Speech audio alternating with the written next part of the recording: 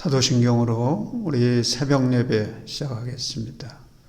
전능하사 천지를 만드신 하나님 아버지를 내가 믿사오며 그 외아들 우리 주 예수 그리스도를 믿사오니 이는 성령으로 잉태하사 동정녀 마리아에게 나시고 본디오 빌라도에게 고난을 받으사 십자가에 못 박혀 죽으시고 장사한 지 사흘 만에 죽은 자 가운데서 다시 살아나시며 하늘에 오르사 전능하신 하나님 우편에 앉아 계시다가 저리로서 산자와 죽은 자를 심판하러 오시리라. 성령을 믿사오며 거룩한 공예와 성도가 서로 곁하는 것과 죄를 사하여 주시는 것과 몸이 다시 사는 것과 영원히 사는 것을 믿사옵나이다. 아멘.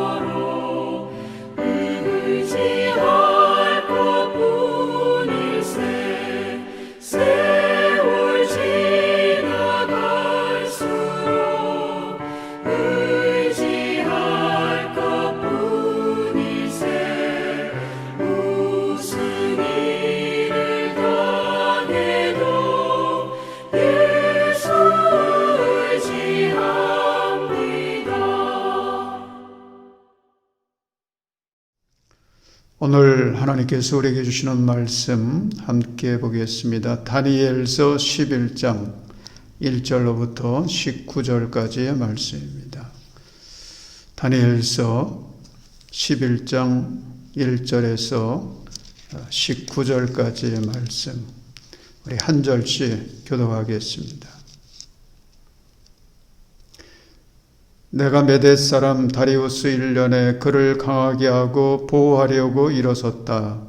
이제 내가 진실을 너에게 말하겠다. 보아라, 페르시아에도 새 왕이 일어날 것이며 그 뒤에 내 죄는 다른 누구보다 큰 재물을 모을 것이다.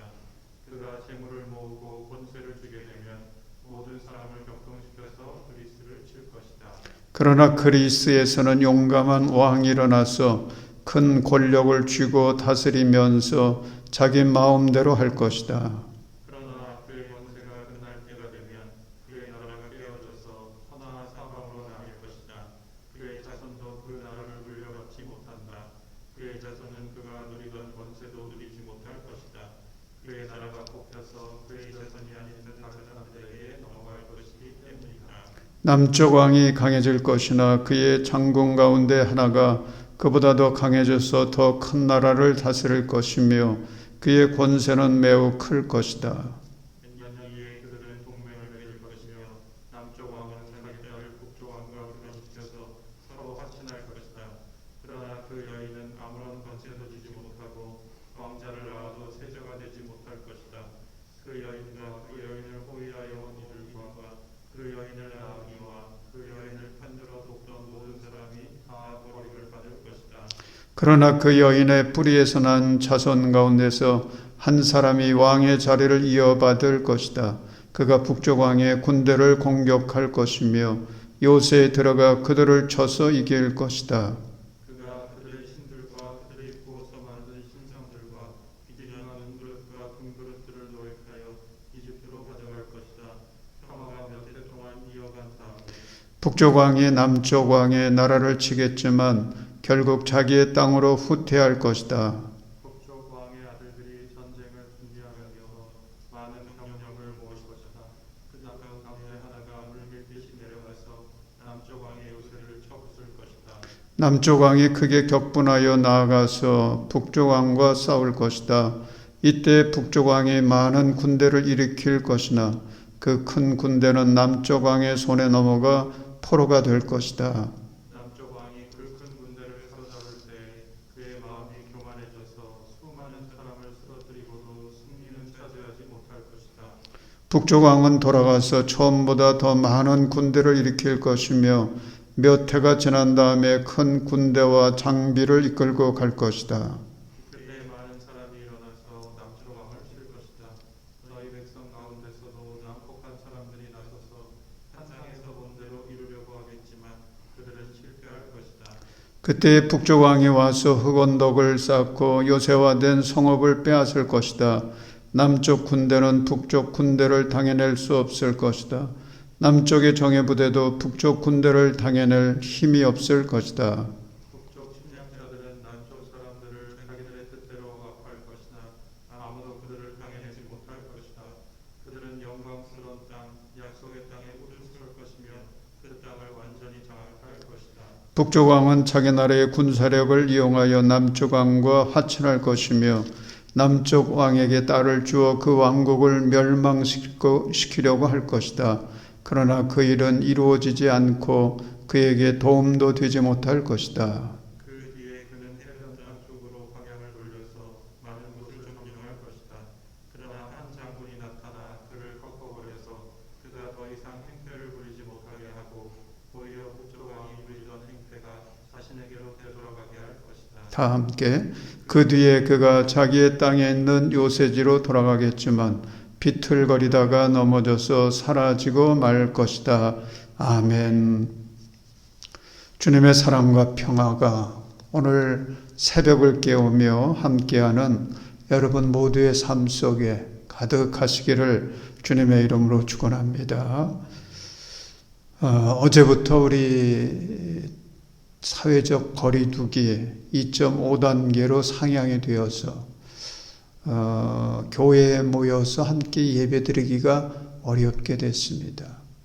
그래서 새벽도 그렇고 주일날도 교회에서 예전처럼 함께 모이지 못하고 온라인으로 전환되는 거 기억해 주시고 우리의 예배를 회방하고 어렵게 만드는 이 코로나 어소속히 이 땅에서 하나님의 능력으로 해결될 수 있기를 위해서 여러분 열심히 기도해 주시기를 바랍니다.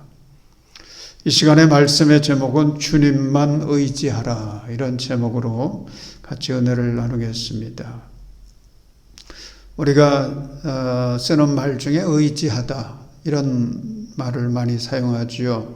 이 의지하다라고 하는 것은 다른 것에 마음을 기대어 도움을 받는다, 이런 의미가 있습니다. 여러분, 한자로 사람 인자의 모양을 보면 아주 단순하죠. 본래 이 사람 인자는 사람의 옆모양을 보고서 본딴 글이라고 합니다. 그런데 이렇게도 말할 수가 있습니다. 사람 인자를 보면 긴 나무가 있고 그것을 의지해주는 이제 작은 나무가 있어서 사람 인자가 되죠. 그래서 인간이라고 하는 게 무엇이냐? 사람이라고 하는 것은 남의 도움이 없이는 살 수 없는, 절대로 홀로는 살 수 없는 존재, 그게 인간이다, 그렇게 이야기하기도 합니다. 그러기에 인간의 문제는 무엇이겠습니까? 내가 누구의 도움을 받느냐, 내가 누구를 의지하며 사느냐, 이게 인생의 가장 큰 문제입니다. 여러분, 무엇을 의지해야 우리의 삶이 든든할 수 있고 행복할 수 있겠습니까? 여러분은 지금 무엇을 의지하며 살아가십니까? 오늘 본문을 보면 세상의 권력과 그 부귀영화가 얼마나 허무하고 헛된 것인지를 깨닫게 합니다. 그러면서 우리가 무엇을 의지하며 살아가야 될런지 그것을 말씀해 주고 있는 것입니다.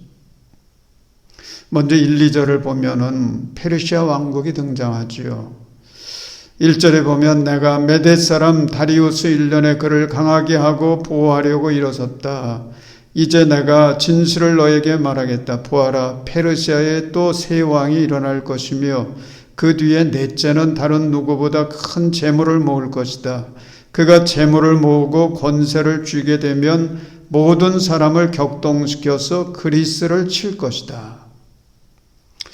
자, 페르시아 왕국이 강성했던 때가 있었습니다. 그래서 그 나라는 도저히 망하지 않을 것 같고 영원할 것 같은 그런 생각을 갖게 했습니다. 그런데 오늘 말씀해 보니까 그 나라도 오래가지 못하고 멸망을 합니다. 자, 3절 4절에는 그리스의 알렉산더 대왕이 등장해서 페르시아를 정복하고 그리고 큰 나라를 이루게 되는데 곧 죽게 되고 그 이후 그 그리스는 네 나라로 나뉘어지게 될 것을 말씀하고 있죠. 3절 읽겠습니다. 그러나 그리스에서는 용감한 왕이 일어나서 큰 권력을 쥐고 다스리면서 자기 마음대로 할 것이다. 그러나 그의 권세가 끝날 때가 되면 그의 나라가 깨어져서 천하 사방으로 나뉠 것이다. 그의 자손도 그 나라를 물려받지 못한다. 그의 자손은 그가 누리던 권세도 누리지 못할 것이다. 그의 나라가 뽑혀서 그의 자손이 아닌 다른 사람들에게 넘어갈 것이기 때문이다. 여러분, 무슨 말입니까? 알렉산더는 왕 중의 왕입니다. 그래서 이 알렉산더에게는 대왕이라고 하는 그런 칭호를 붙이기까지 했습니다. 그러나 그 대단한 그 영웅도 33세에 그만 질병에 걸려가지고 죽고 말죠. 그리고 그가 죽고 나니까 광대한 나라도 그만 깨지게 됩니다. 여러분, 이것이 인간이고 이것이 세상이라는 것입니다. 5절로부터 19절에는 4개의 왕국 중에서 남쪽 왕과 북쪽 왕이 등장을 합니다. 여기서 남쪽과 북쪽, 이것을 구분하는 그 기준이 여러분 뭔지 아십니까? 어디를 기준으로 해가지고 남쪽, 북쪽 이렇게 나누었겠습니까? 그 기준은 하나님의 백성들, 다시 말하면 이스라엘을 기준으로 삼은 것입니다. 그래서 우리가 이 말씀을 통해서 깨닫게 되는 것은 하나님은 이 우주 가운데 중심을 하나님의 백성으로 삼는다. 이걸 깨달을 수가 있습니다. 저와 여러분이 이 세상에서 하나님은 가장 중요한 중심으로 보는 것입니다. 그래서 남왕국은 이스라엘의 남쪽에 있는 이집트를 말하는 것이고 북왕국은 이스라엘의 북쪽에 있는 시리아 왕국, 그 당시에는 셀류코스 왕국이라고 불렀습니다.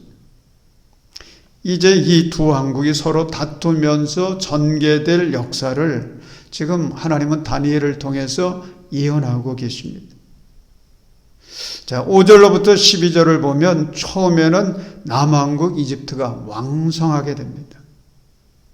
5절 읽겠습니다. 남쪽 왕이 강해질 것이나 그의 장군 가운데 하나가 그보다 더 강해져서 더 큰 나라를 다스릴 것이며 그의 권세는 매우 클 것이다. 자, 이렇게 이제 이집트가 막 강성해집니다. 그런데 이 이집트, 이렇게 강성했던 이집트도 오래가지 못합니다. 전세가 역전이 됩니다. 자, 그 이유가 뭘까요? 교만 때문입니다. 사람이 잘 나가게 되면 좋은 것 같은데 이제 비로소 모든 내 인생이 형통하고 이제는 뭐 문제 없겠다 이렇게 생각하게 됩니다만 그만 교만의 함정에 빠지기가 얼마나 쉬운지요. 그래서 넘어지고 깨지고 멸망하게 됩니다. 여러분, 인간의 하는 일이 오늘 잘 돼도요 내일 어떻게 될런지 알 수가 없어요. 그래서 오늘의 그 대단한 것도 헛되고 헛된 것입니다. 15절부터 보면 상황은 이제 달라집니다. 그래서 이제는 북왕국이 강성하게 됩니다. 15절 보겠습니다. 그때에 북쪽 왕이 와서 흑언덕을 쌓고 요새화된 성읍을 빼앗을 것이다. 남쪽 군대는 북쪽 군대를 당해낼 수 없을 것이다. 남쪽의 정예부대도 북쪽 군대를 당해낼 힘이 없을 것이다. 자, 그런데 이렇게 북쪽 왕국이 이제 강성해지는데 19절을 보면 인간의 야망과 권력과 힘은 오래가지 못하는 것을 보여주고 있습니다. 19절 그 뒤에 그가 자기의 땅에 있는 요새지로 돌아가겠지만 비틀거리다가 넘어져서 사라지고 말 것이다. 여러분, 사람이 하는 일은요 영원한 것이 하나도 없습니다.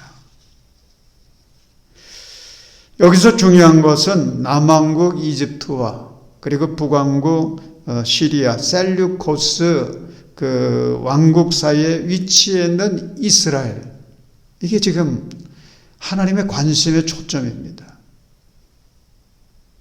이 이스라엘은 지리적으로 이 남왕국과 북왕국의 중간에 위치해 있기 때문에 이 두 거대한 두 왕국이 충돌을 할 때마다 이스라엘은 어느 쪽에 서야 할런지 선택을 해야만 했습니다.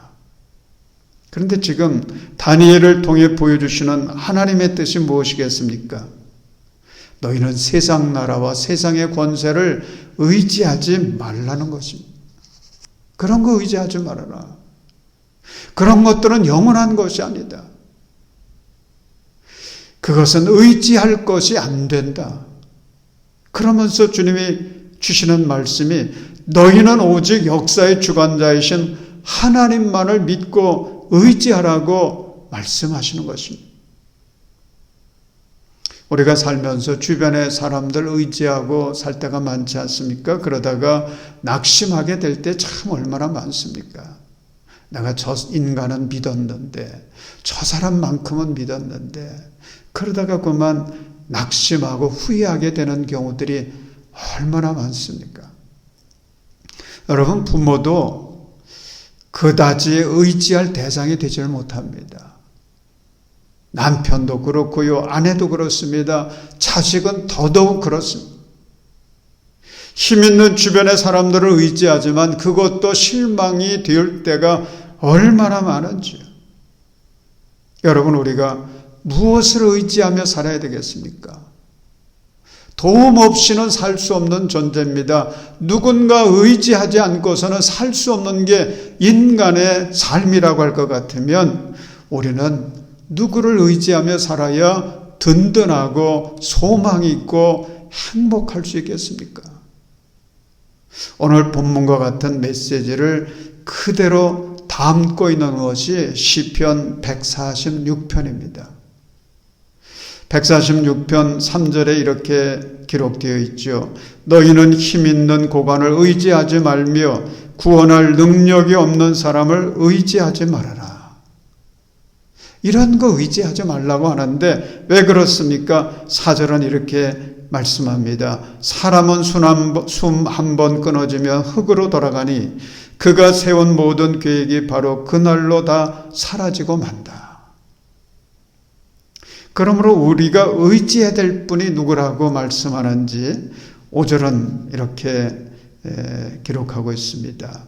야곱의 하나님을 자기의 도움으로 삼고 자기의 하나님이신 주님께 희망을 거는 사람은 복이 있다. 유기성 목사님이 쓴 책이 있습니다. 제목이 참 은혜가 됐습니다. 두려워하지 말고 하나님만 의지하라. 이런 제목인데 그 책 가운데 이런 그 이야기가 있습니다. 도움을 구하러 어디로 가십니까? 세상보다 크신 하나님을 믿을 때 살 길이 열립니다. 여러분, 오늘 우리가 부른 찬송 543장의 가사를 보십시오. 4절은 이렇게 찬송하고 있습니다. 세상이 생명 있을 동안에 예수 의지합니다. 천국 올라가도록 의지할 것뿐일세. 세월 지나갈수록 의지할 것뿐일세. 아무 일을 만나도 예수 의지합니다. 여러분, 오늘 우리가 코로나 시대를 살아가면서 절실하게 깨닫게 되는 것이 있습니다. 믿으리 하나님밖에 없다고 하는 것입니다. 믿으리 예수님밖에 없습니다. 이것도 우리가 절실하게 깨달으며 살아가고 있습니다. 그래서 우리는 찬송합니다. 세월 지나갈수록 의지할 것뿐일세 아무 일을 만나도 예수 의지합니다. 여러분, 오늘 본문의 결론이 바로 이것입니다. 세월 지나갈수록 의지할 것뿐일세 아무 일을 만나도 예수 의지합니다. 여러분, 이렇게 살아갈 것을 결단하십시오. 이렇게 살아가길 위해서 기도하시고 찬송하십시오. 그래서 주님과 함께 최후 승리를 누릴 수 있는 그런 복된 인생이 되시기를 주님의 이름으로 축원합니다. 기도하겠습니다. 역사를 주관하시고 다스리시는 하나님, 오늘도 저희들을 이 새벽에 깨워주셔서 주님을 바라보게 하시고 생명의 말씀을 붙들고 기도하게 해주시니 감사합니다. 하나님, 저희들은 너무도 어리석어서 앞뒤를 가르지 못할 때가 많습니다. 세상을 살아가면서 무엇을 의지할런지 제대로 분별하지 못해서 세상 것 붙잡으려고 찾아 방황할 때가 얼마나 많은지요. 주님, 이제는 주님만 의지하며 살아갈 것을 다시 한번 결단합니다. 어둠의 세력들이 우리를 유혹해도 더 이상 흔들리거나 휩쓸리지 않게 하시고 오직 십자가만을 꼭 붙들고 나아갈 수 있도록 은혜를 내리어 주시옵소서. 사랑의 하나님, 저희들을 불쌍히 여겨주십시오. 저희들은 죄인입니다. 우리 가정의 문제 나 때문에 있습니다. 우리 교회의 문제 나 때문에 있습니다. 이 나라, 이 민족의 문제 나 때문입니다. 코로나의 문제도 나 때문입니다. 주님 불쌍히 여겨주시고 용서하여 주옵소서. 코로나의 위협과 도전 앞에 서 있는 우리들을 구원하여 주옵소서. 믿으리 주님밖에 없습니다. 주님이 우리의 희망이십니다. 주님만 의지합니다. 우리의 앞길을 열어 주시옵소서. 하나님, 우리 성도들 한 영혼 한 영혼 코로나로부터 눈동자같이 지켜주셔서 평안하게 하소서, 안전하게 하소서. 우리 성도들의 가정도 주의 은혜로 충만하게 하여 주셔서 하나님, 이 어려운 때에도, 이 어둠의 때에도 임마누엘의 은혜로 충만하여서 하나님의 영광을 드러낼 수 있는 은혜의 삶이 되게 하여 주옵소서. 하나님, 간절히 빌고나옵기는 우리 교회의 다음 세대들, 영아부, 유치부, 초동부, 중고등부 청년들을 기억하시고 3040 젊은 세대들에게 은혜를 베풀어 주시사 이 어둠의 환경에서도 저들의 믿음이 흔들리지 않게 하시고 다니엘처럼 오직 주님만 바라보고 살게 하여 주시옵소서. 그래서 우리 교회와 가정과 우리나라의 내일을 책임지고 주님의 뜻을 이루어갈 수 있는 하나님 나라의 기둥 같은 일꾼들로 세워지게 하여 주옵소서. 하나님, 병상에서 십자가 붙들고 기도하는 우리 성도들이 있습니다. 부활의 은혜를 베풀어 주셔서 저들 모두가 건강을 회복하게 하시고 생명을 회복하게 하시고 일어나 주님을 찬송하게 하여 주옵소서. 하나님, 연로한 우리 성도들이 있습니다. 코로나로 인해서 외롭지 않도록 도와주시옵소서. 그 마음이 우울해지지 않도록 도와주시옵소서. 우리를 찾아오시는 주님 바라보며 하늘의 평화와 기쁨을 부어주시사 오늘도 믿는 자답게 하나님 세상을 이겨 주께 영광 돌리게 하여 주옵소서. 예수님의 이름으로 간절히 기도합니다. 아멘. 하늘에 계신 우리 아버지여, 이름이 거룩히 여김을 받으시오며 나라의 임하옵시며 뜻이 하늘에서 이루어진 것 같이 땅에서도 이루어지이다. 오늘날 우리에게 일용할 양식을 주옵시고 우리가 우리에게 죄 지은 자를 사여 준 것 같이 우리 죄를 사여 주옵시고 우리를 시험에 들게 하지 마옵시고 다만 악에서 구하옵소서. 대개 나라와 권세와 영광이 아버지께 영원히 있사옵나이다. 아멘.